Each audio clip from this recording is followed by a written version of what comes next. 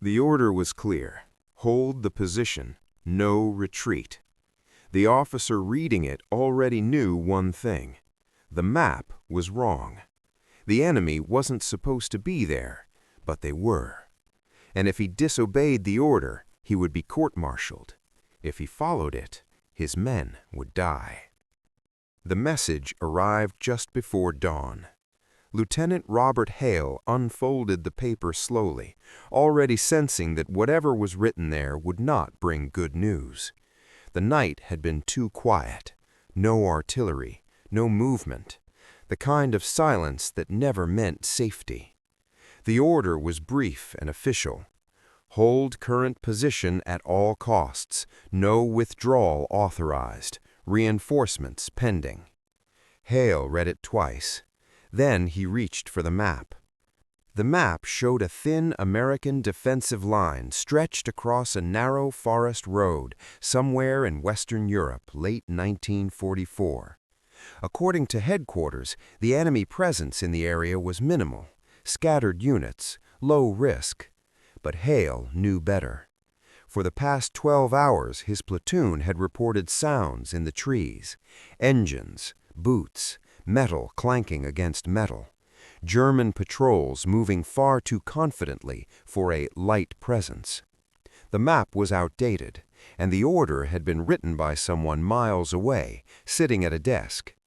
Hale folded the paper and looked toward the tree line. His platoon was dug in, tired, cold, and waiting. They trusted him. They believed he knew what to do. What they didn't know was that the decision had already been made for him. He could pull them back now, quietly, before daylight, or he could follow the order. The first shot came just after sunrise. Not loud, not dramatic, just a single rifle crack from deep inside the trees. Private Miller dropped before anyone understood what had happened. He fell backward into the mud, his helmet rolling off his head, eyes wide with surprise. No scream, no last words, just confusion frozen on his face. That was when Hale knew for certain. The enemy wasn't scattered. They weren't lost. They were already in position. Shouts echoed through the forest, German voices, clear, close, too close. Machine gun fire followed almost immediately. Bullets tore through branches, splintering wood above the foxholes. Men pressed themselves into the earth, hearts pounding, fingers tight around cold steel rifles. Hale crawled along the line, shouting orders that were barely heard over the noise. "Hold your fire! Wait until you see them!" But they didn't need to wait long. Gray uniforms began appearing between the trees, disciplined, organized, moving like they knew exactly where the American positions were. This wasn't a patrol, it was a coordinated advance. Radio operator Jenkins tried to raise headquarters. Nothing. Static filled the headset, broken only by distant explosions. The antenna had been damaged, maybe by artillery, maybe by shrapnel from the first burst of fire. Hale grabbed the radio anyway. "This is Able Platoon," he said, forcing calm into his voice. "We are under heavy attack. Enemy strength significantly larger than reported. Request immediate support." Only static answered. Around him, the situation worsened by the minute. German mortars began landing just behind the line, cutting off any thought of retreat. Each explosion shook the ground, sending dirt raining down on the men.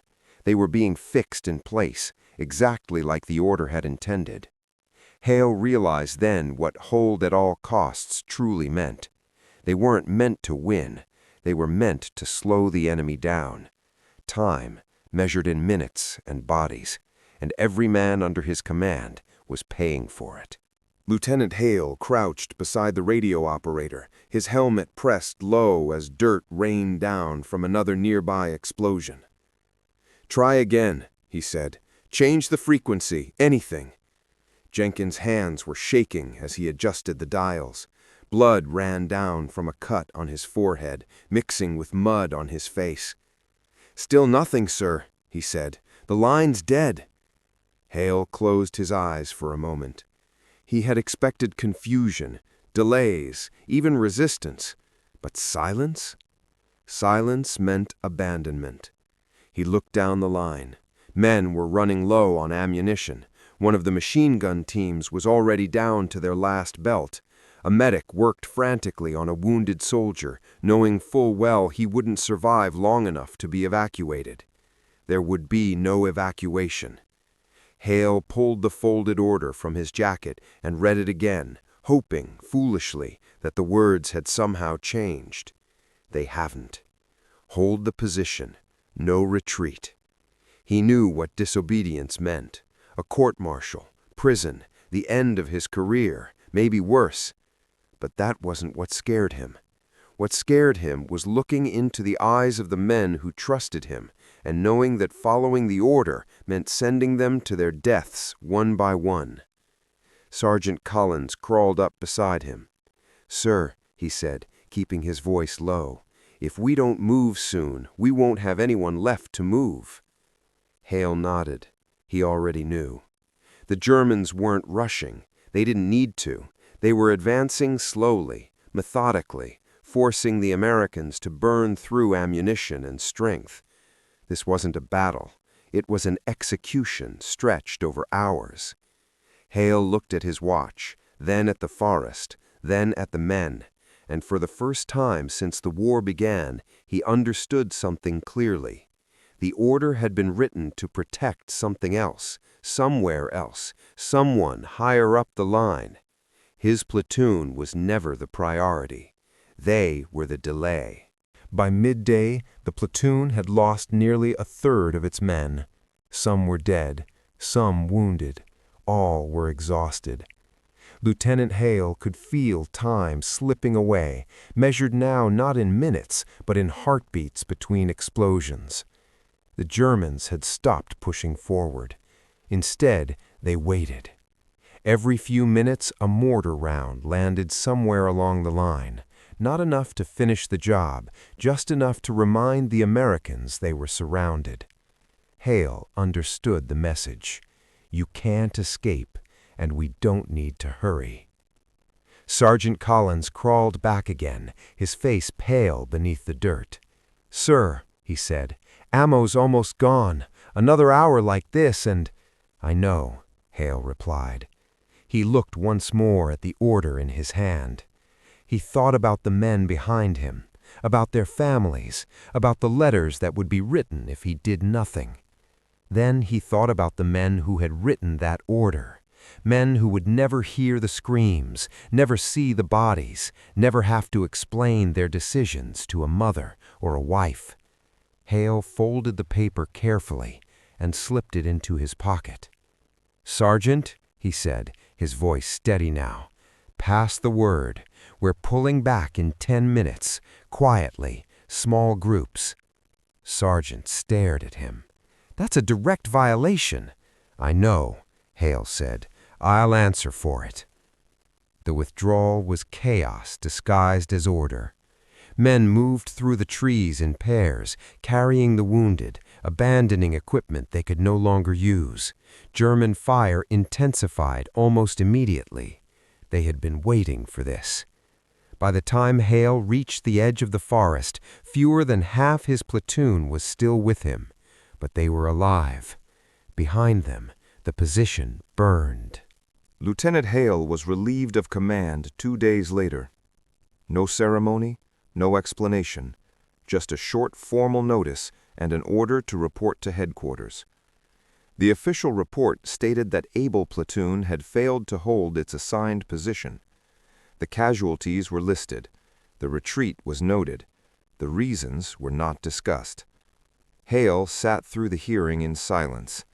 The officers across the table spoke in calm, measured tones. Maps were unfolded. Lines were drawn. Mistakes were identified, all of them tactical. No one asked about the men. No one asked why the radio had gone silent, why reinforcements never came, why the map had been wrong. Hale accepted responsibility. He said nothing about the choice he had made, nothing about the lives that would have been lost had he not. The charge was disobedience of orders. The verdict was clear. Years later, long after the war had ended, a revised report quietly acknowledged that German forces in the sector had been significantly underestimated. The position Hale's platoon had been ordered to hold was overrun less than an hour after they withdrew. No unit sent afterward survived longer. No medals were issued, no corrections were made. Hale never returned to active command. But some of the men he saved did. They went home. They grew old. They remembered the lieutenant who chose them over the paper in his pocket. And for the rest of his life, Hale lived with a truth no official document would ever record. He had followed his conscience and paid for it.